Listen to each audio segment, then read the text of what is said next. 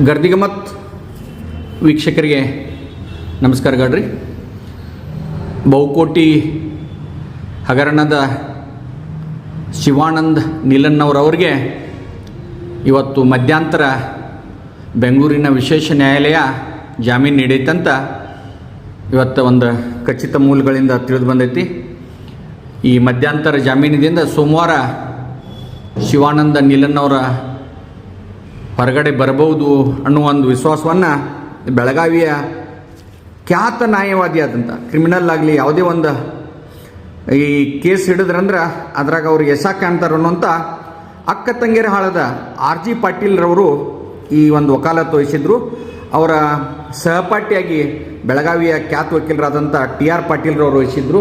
ಇವತ್ತು ಒಟ್ಟಾರೆ ಶಿವಾನಂದ ನೀಲನ್ನವ್ರಿಗೆ ಜಾಮೀನು ಆದದಕ್ಕೆ ಅಲ್ಲಿ ಬಂಡವಾಳ ಹೂಡಿದವ್ರ ಭಾಳ ಖುಷಿ ಆಗ್ತಾರೆ. ಆದರೆ ಈಗಾಗಲೇ ಒಂದು ಸರ್ಕಾರ COD ತನಿಖೆ ಒಟ್ಟಾರೆ ಅದರದ್ದು ಇಂಚಿಂಚನೂ ಭಾಳ ಡೀಪಾಗಿ ಹೋಗಿದ್ದಾರೆ. ಆದರೆ ಒಂದು ಮಧ್ಯಂತರ ಜಾಮೀನು ಸಿಕ್ತಂದ್ರೆ ಅವರ ದುಡ್ಡಿಟ್ಟಂಥ ಅವರ ಅಭಿಮಾನಿಗಳು, ಅವ್ರ ಮ್ಯಾಗ ವಿಶ್ವಾಸ ಇಟ್ಟಂಥ ಅಭಿಮಾನಿಗಳಿಗೆ ಒಂದು ಖುಷಿ ಸುದ್ದಿ. ಮುಂದೆ ಒಳ್ಳೆಯದಾಗಲಿ, ಎಲ್ಲ ದುಡ್ಡಿಟ್ಟವ್ರಿಗೆ ದುಡ್ಡು ಸಿಗಲಿ ಅಂತೇಳಿ ಗರ್ದಿಗಮತ್ ಹಾರೈಸ್ತಿದೆ. ನಮಸ್ಕಾರ.